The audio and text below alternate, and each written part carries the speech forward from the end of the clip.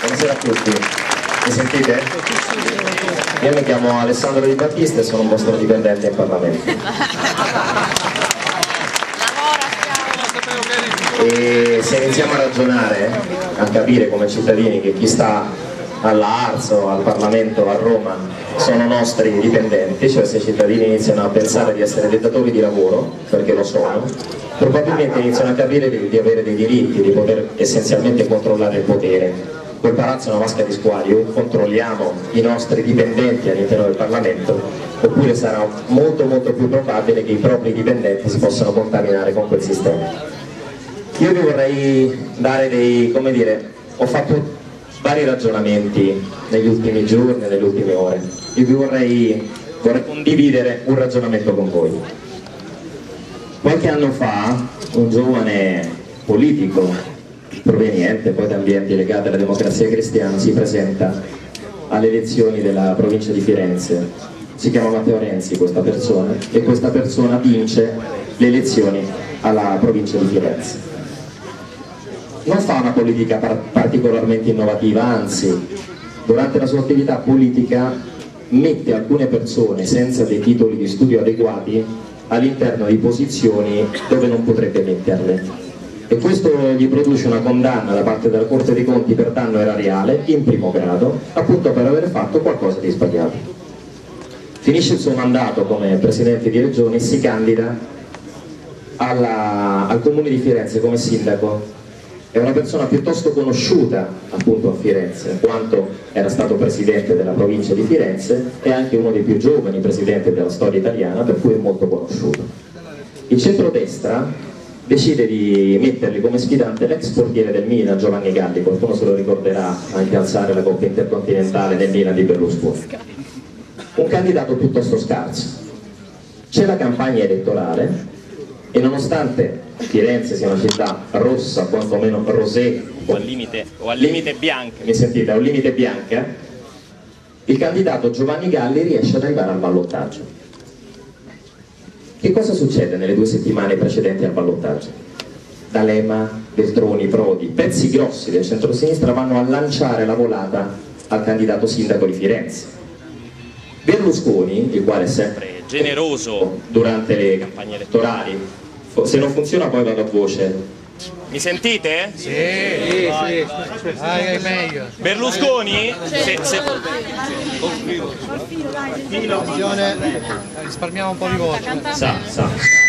Berlusconi, che è sempre stato piuttosto generoso durante le campagne elettorali, anche perché è molto bravo a fare campagna elettorale, questo gli va riconosciuto, non va a Firenze a dare una mano al proprio candidato Giovanni Galli. Il candidato Giovanni Galli perde. Vince Renzi.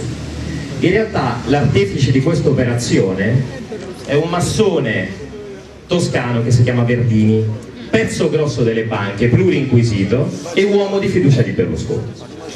Come in tanti comuni succede, il centrodestra si mette d'accordo con il centrosinistra e fa vincere un candidato del centrosinistra. Ad alcuni uomini politici non importa soltanto vincere, magari gli importa controllare il vincitore, anche se il vincitore non proviene dal proprio schieramento.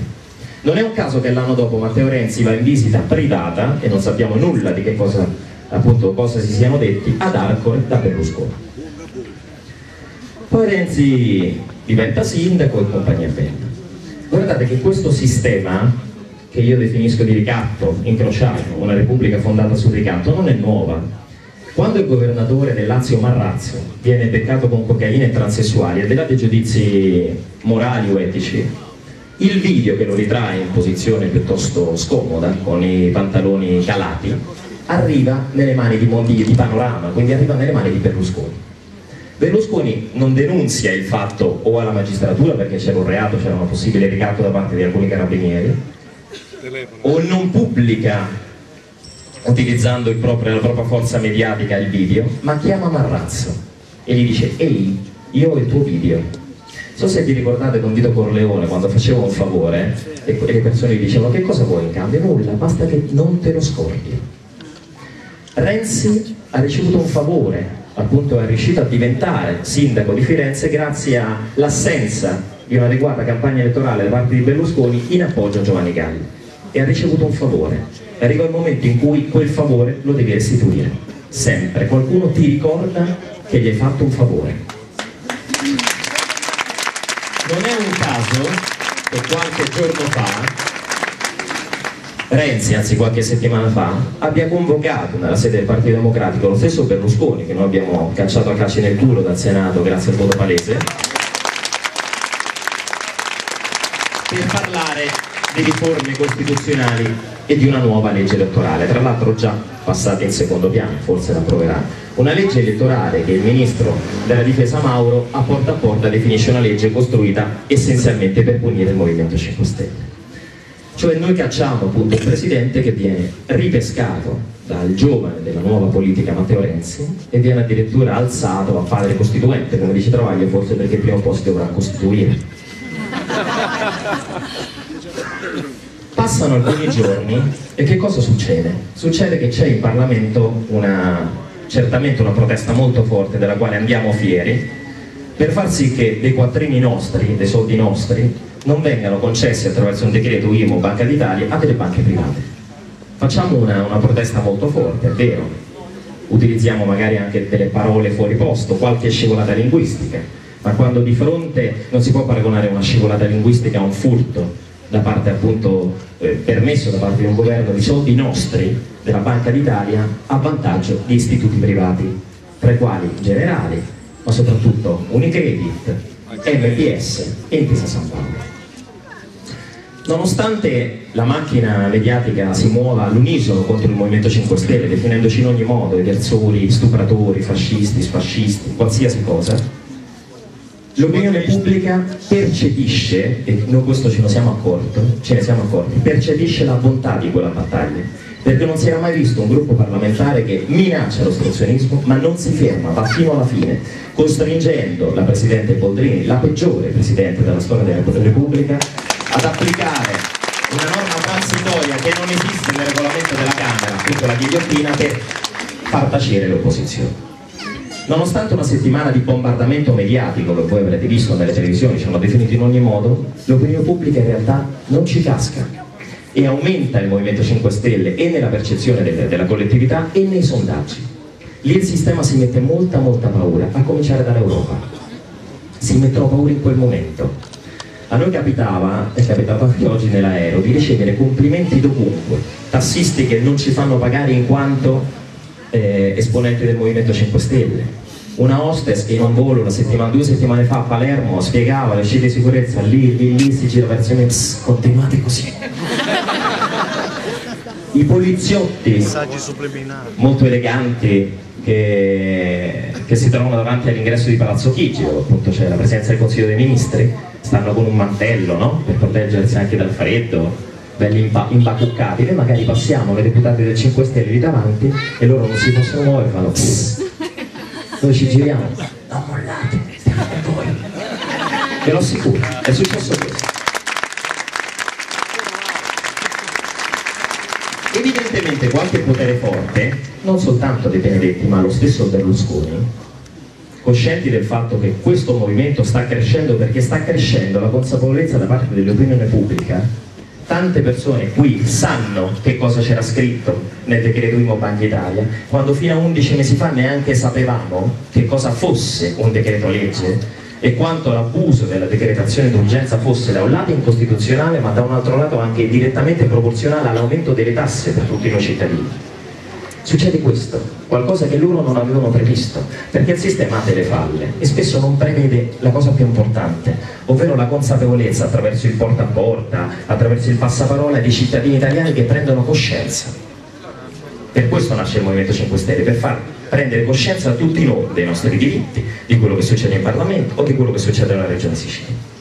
Poi ognuno può votare quello che vuole, ma è essenziale che sia informato, che abbia gli strumenti, che sia consapevole e poi valuterà. Fico non mi piace, Laura Castelli mi piace, il Movimento 5 Stelle fa delle cose buone, lo voto, il Movimento 5 Stelle fa schifo, voto qualcun altro. Legittimo, essenziale avere gli strumenti culturali e informativi per fare una scelta consapevole, responsabile e libera, autonoma, sovrana.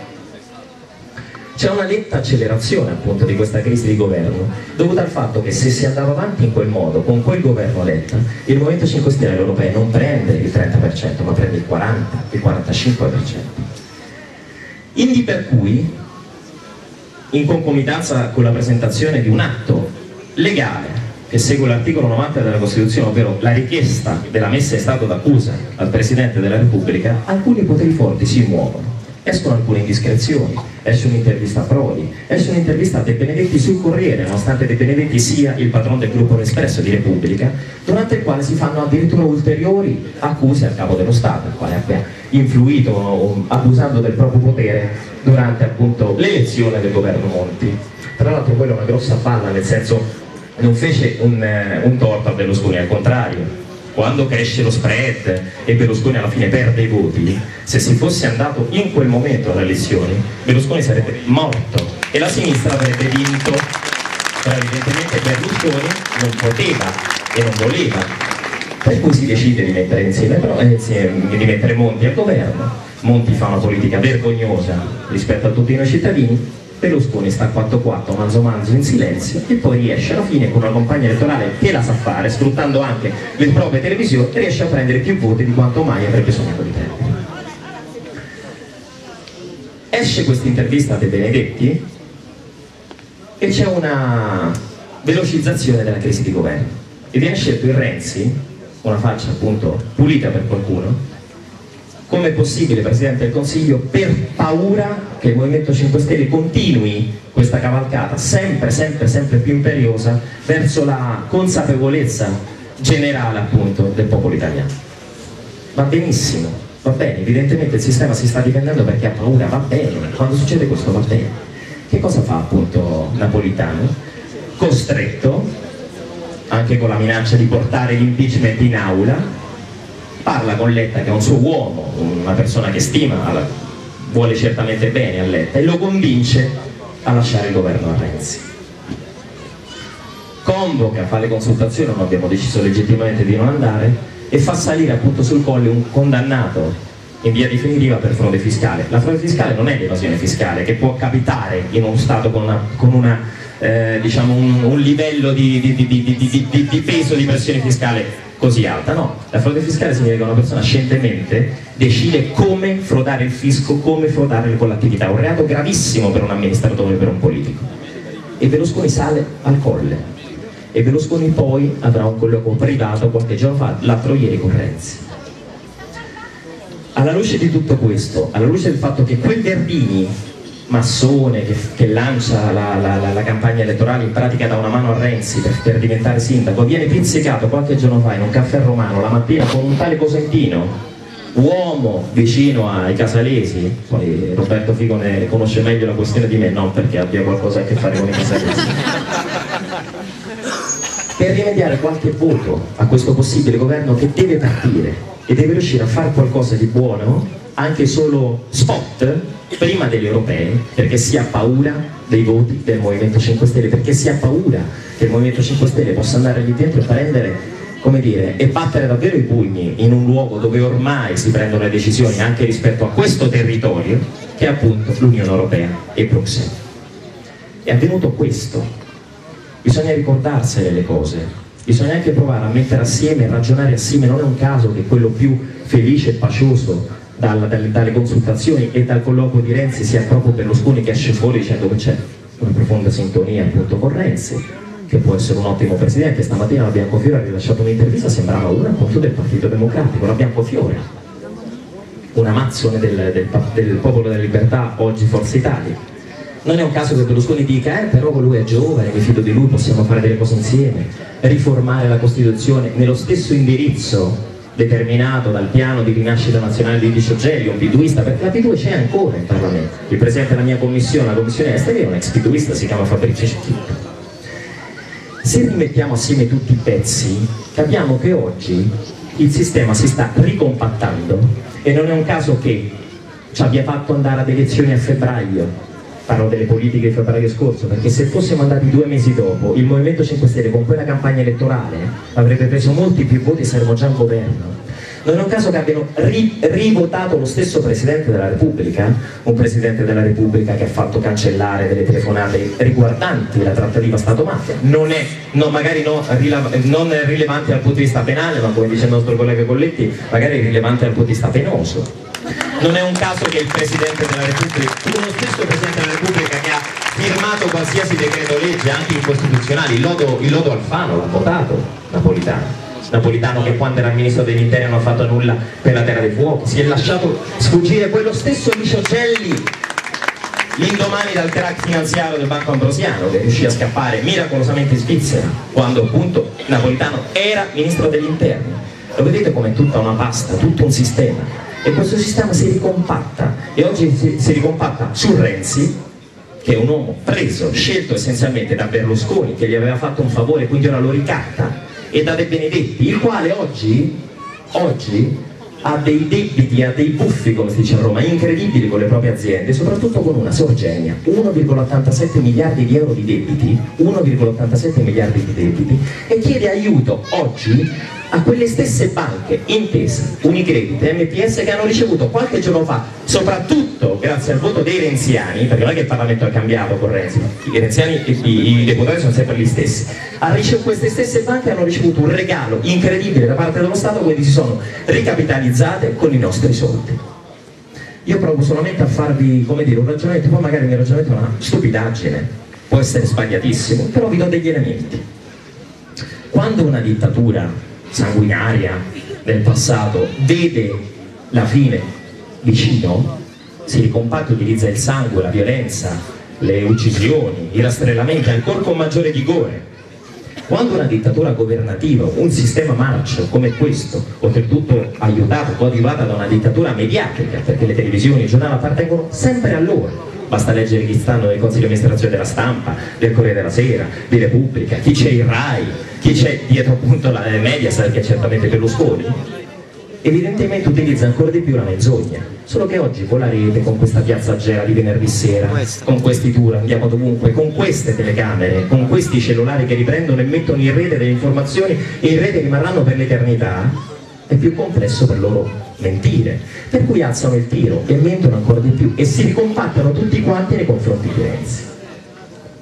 Che significa questo, e concludo? Che si deve soffrire, che anche se siamo stanchi tutti noi dobbiamo continuare a insistere i sabati e le domeniche, andare in giro in tutte le piazze a dare direttamente delle informazioni. Ognuno di noi deve fare questo lavoro, con i vicini, stampando dei volantini. Bisogna resistere, come dice lui, con la consapevolezza che se il sistema fa tutto questo, evidentemente ha paura. Io mi preoccuperei se non ci fosse una reazione nei confronti del Movimento 5 Stelle da parte di un sistema marcio. Se c'è, perché significa che il Movimento 5 Stelle sta lavorando bene, che tutti noi cittadini stiamo lavorando bene, al di là del voto, ognuno voterà quello che vuole, ma questo sistema di rete, di informazioni, di condivisione sta funzionando. Dovunque andiamo le piazze sono sempre più piene. Per cui da un lato resistere, lo so che è difficile, da un altro lato gioire, essere contenti, perché come la hostess, come il poliziotto, come tante persone, i tassinari che non ci fanno pagare, tanti cittadini si stanno rendendo conto della verità, di quello che è diventata questa Repubblica, teoricamente fondata sul lavoro, ma in realtà fondata sul ricatto. Alla luce di tutto questo, di queste informazioni, verificatele, io potrei dirvi delle balle, verificatele, avete tutti gli strumenti per verificarle. Alla luce di tutto questo, lo capite, perché la nostra linea, che qualcuno definisce dura, ma è semplicemente coerente, ma certamente intransigente, di non immischiarci, al di là delle proposte, si dialoga, nelle commissioni dialoghiamo sempre, di non immischiarci con questo sistema, di non salire al colle, di non fare un governo con Bersani, tra l'altro non ci è mai stato proposto, mai, è una balla, mai. Se noi avessimo magari rilanciato Bersani, magari oggi Laura Castelli era sottosegretaria al Ministero dell'Economia, io avrei avuto magari un ruolo importante al Ministero degli Esteri, ma non contano le poltrone, conta un cambio di sistema importante basato sull'informazione, sulla vera democrazia. E lo capite anche perché uno come Beppe, che si è fatto il mazzo in questi anni e che in Sicilia ha tenuto tanto, abbia giustamente non voluto far parlare l'esempio, il prodotto di questo sistema marcio. Lo capite perché?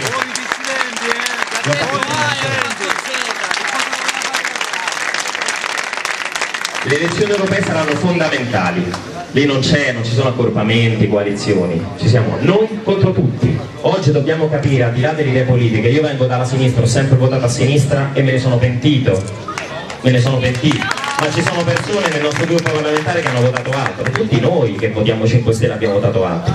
Oggi la battaglia non è più tra destra, sinistra, capitalismo, marxismo, queste sono parole vecchie. Oggi c'è il noi e il loro. Ci sono i cittadini consapevoli, onesti e i delinquenti. Non ce n'è un'altra. Bisogna che ognuno di noi valuti da che parte sta, ma si assuma delle responsabilità. Quando Beppe diceva non votateci se volete soltanto votarci e delegare, intendeva questo. Arriverà un momento, arriverà la resa dei conti, arriverà una resa dei conti in cui tutti noi dobbiamo da un lato decidere in che parte stiamo, ma da un altro lato dobbiamo assumerci delle responsabilità e rischiare anche qualcosa del nostro, come diceva prima qualcuno, rischiare qualcosa del nostro, perché rischiamo tutti qualcosa. Sapete com'è questo paese? Chi ha alzato la testa e ha provato a scontrarsi contro questi poteri forti spesso ci ha perso la vita. Siani a Napoli, Peppino Impastato, Falcone e Borsellino. Vi chiediamo di informarvi, di non lasciarci soli, di non lasciare soli magistrati come Di Matteo, abbandonati dalle istituzioni come siamo abbandonati noi, attenzione, come siamo abbandonati noi, di starci vicino, perché lo Stato non sono più quelle istituzioni, ma lo Stato siamo noi cittadini, e questa piazza di Gela, questo è lo Stato, e di darci una mano da qui alle prossime campagne europee, perché se prendiamo un voto in più degli altri, un voto in più magari del PD di Renzi, si aprirà una crisi di governo incredibile che potrà produrre due possibili scenari. Il primo: questi tolgono la possibilità di votare per sempre, sono capaci di farlo. L'altro giorno Speranza è riuscito a dire durante la direzione del PD una frase incredibile: per difendere la democrazia non possiamo andare al voto oggi. Per difendere la democrazia non si va a votare. Scandaloso. Avevano chiaramente paura che vincessimo noi. Perché vinciamo noi? Perché si notano alcuni cambi nella società incredibili.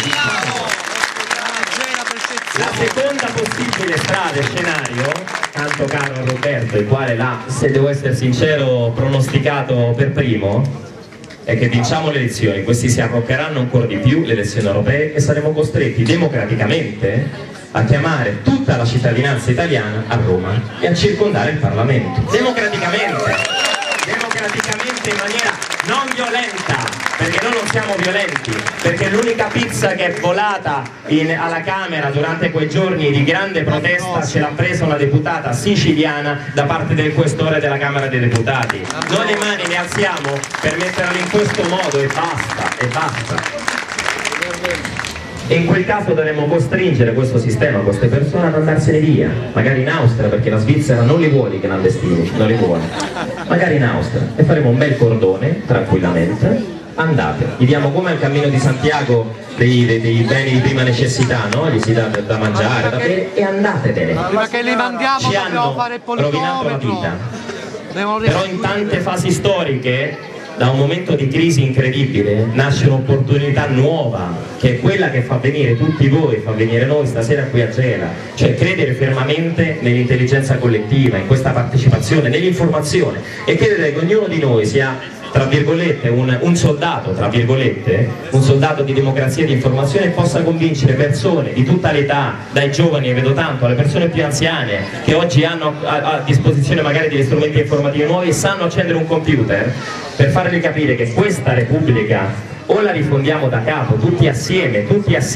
con il controllo popolare, con la logica della sovranità, oppure è finita, è morta e fallita. Ma io sono convinto, e concludo, convintissimo, e in queste fasi particolarmente dure ne sono ancora di più convinto, perché appunto vedendo il sistema che si comporta in questo modo notiamo e capiamo e percepiamo il fatto che vinciamo noi. Sono convinto che l'Italia non soltanto la cambiamo, ma dall'Italia partirà, grazie a questo movimento che ci invidiano tutti i paesi del sud Europa, un cambiamento epocale che andrà negli anni dei paesi del sud, i paesi del nord dell'Europa, ma credetemi in tutto il mondo. Grazie a questa nuova idea della rete, della partecipazione, della democrazia diretta, noi cambieremo il mondo. Sta già cambiando. Io, Roberto, Laura, Azzurra, siamo cittadini come voi. 11 mesi fa nessuno ci conosceva e mai avremmo pensato di tenere botta, testa in aula a questi personaggi che vedevamo nelle televisioni e pensavamo che fossero Gesù Cristo. Non lo sono. Il peggiore di noi qui vale di più del migliore di loro, credetemi, anche a livello culturale. Perché? Perché essere un deputato della Repubblica, un senatore, un deputato all'Arso è semplice, la politica è facile ed è bellissima. La politica è la cosa più bella del mondo, ce l'hanno bistrattata ma è bellissima, e metterci assieme e tirare fuori un'idea per risolvere un problema, la cosa più bella che esista al mondo. Ma soprattutto essere un parlamentare della Repubblica, un ministro o un presidente del Consiglio è semplice, basta essere onesti, credetemi. Grazie a tutti, grazie a tutti. Io oggi mi chiamerò quello che era lui, che era qualcun altro. Noi abbiamo 2 legislature poi a casa. A voi la linea studio.